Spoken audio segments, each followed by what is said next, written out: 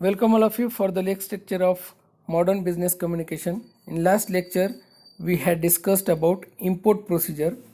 In today's lecture, we will discuss about the prices in foreign business and export trade procedure. Now, prices in foreign business. In foreign business, prices is one of the most important element of marketing product mix, generates cash and determine a company's survival. बघा, जेव्हा तुम्ही foreign ट्रेडचा विचार करतायत, international बिझनेसचा विचार करतायत, तेव्हा international बिझनेसमध्ये price हा खूप महत्त्वाचा फॅक्टर आहे बिझनेस करण्यासाठी. मग जे काही मार्केटिंग मिक्स करतायत तुम्ही, मार्केटिंगचे जे काही स्टेप्स तुम्ही फॉलो करतायत, त्यामध्ये प्राईस डिटरमाइन करणं हा खूप महत्त्वाचा पार्ट आहे. ह्याच्यावरच कंपनीचं भविष्य आणि कंपनीचा सर्वायवल डिपेंडेंट असतो. ठीक आहे. Pricing as a part of marketing mix is essential and has been always one of the most difficult decision in marketing because of increased competition. बघा, वस्तूची किंमत ठरवणे इंटरनॅशनल बिझनेसमध्ये हा सर्वात डिफिकल्ट पण सर्वात इम्पॉर्टंट पार्ट आहे.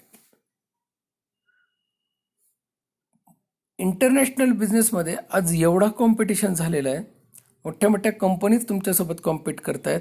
त्यामुळं तुमच्या कंपनीच्या प्रोडक्टचा जो प्राईस आहे तो प्राईस किती असायला पाहिजे, त्यावर तुमच्या कंपनीचं मार्केटमध्ये सर्वायवल हा ठरवला जाईल की किती काळ कंपनी तुमची टिकू शकते, तुम्ही कॉम्पीट करू शकतात का.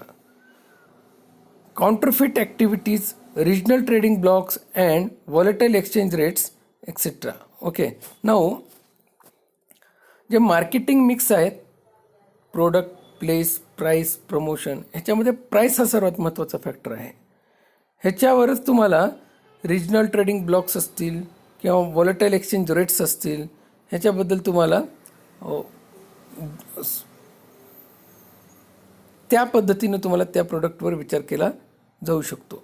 Now consumer have different perception of the products depending on the price. आता एक उदाहरण द्यायचं म्हणलं तर जगातील 3 सर्वात मोठ्या अर्थव्यवस्था विचार करा, प्राईसचा किती इफेक्ट होतो हे तुम्हाला 3 उदाहरणावरून समजेल. एक आहे अमेरिका, दुसरा आहे जपान आणि तिसरा आहे चायना. तिन्ही देशांची बिझनेस करण्याची स्ट्रॅटेजी एकदम वेगळी आहे. उदाहरण द्यायचं म्हणलं तर अमेरिका हे सुपिरियर क्वालिटीचे म्हणजे चांगल्या क्वालिटीचे प्रोडक्ट बनवतात, पण त्या प्रोडक्टच्या किमतीसुद्धा जास्त आहेत. जसं ॲपल, बरोबर आहे.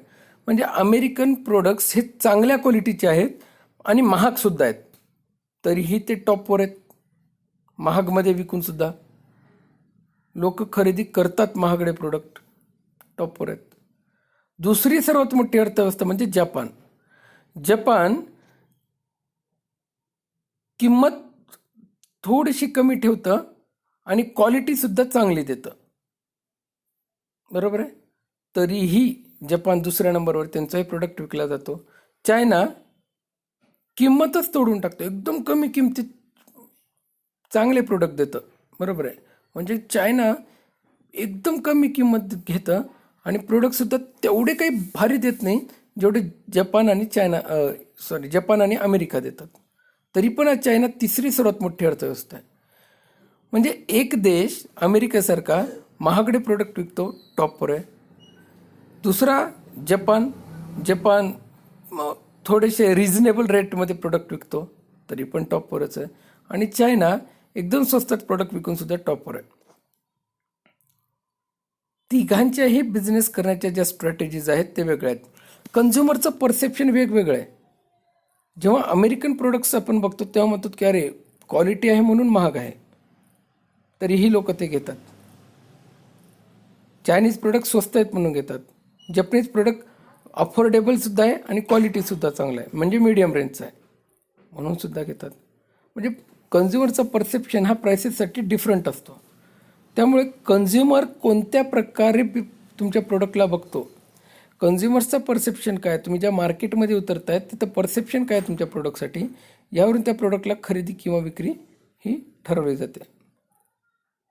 एखाद्या वेळेस असं होऊ शकतं की तुम्ही तुमच्या प्रोडक्ट्सची किंमत खूप जास्त ठेवली आहे आणि कस्टमर तुमच्या प्रोडक्ट्सवर नाराजी व्यक्त करू शकतो, तो निगेटिव्ह फिलिंग येऊ शकते तुला तुमच्या प्रोडक्टसाठी. पण तुम्ही जर त्याला ब्रँड म्हणून दाखवत असताल आणि स्वस्तात देत असताल, उद्या ॲपल जर 10,000 आणि 12,000ला भेटू लागला ॲपलचे प्रोडक्ट्स, तर लोक खरेदी करणार नाहीत. ॲपल महाग आहे म्हणून लोक त्याच्याकडं अट्रॅक्ट होतात. म्हणजे एक कंपनी आहे जी महागात विकूनसुद्धा प्रोडक्ट महागात विकूनसुद्धा मार्केटमध्ये एक नंबरला काबीज आहे, कारण की तिने तसा ब्रँड डेव्हलप केला आहे. त्यामुळे परसेप्शन काय आहे कस्टमरचा तुमच्या कंपनीसाठी, त्यावरून तुमच्या प्रोडक्टच्या प्राइसेस हे ठरवल्या जातील. इंटरनॅशनल बिझनेसमध्ये प्राईस हा सर्वात इम्पॉर्टंट फॅक्टर आहे बिझनेस करण्यासाठीचा.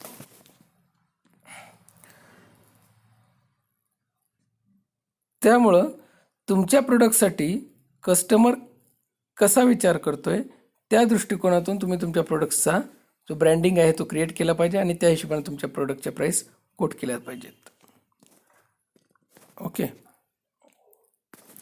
तर नेक्स्ट लेक्चरमध्ये आपण एक्सपोर्ट ट्रेडचे जे प्रोसिजर्स आहेत आणि त्याचे जे स्टेप्स आहेत, हा लास्ट पॉईंट आहे, त्याबद्दल आपण डिस्कशन करूयात. आज आपण इथं थांबूयात. Thank you very much.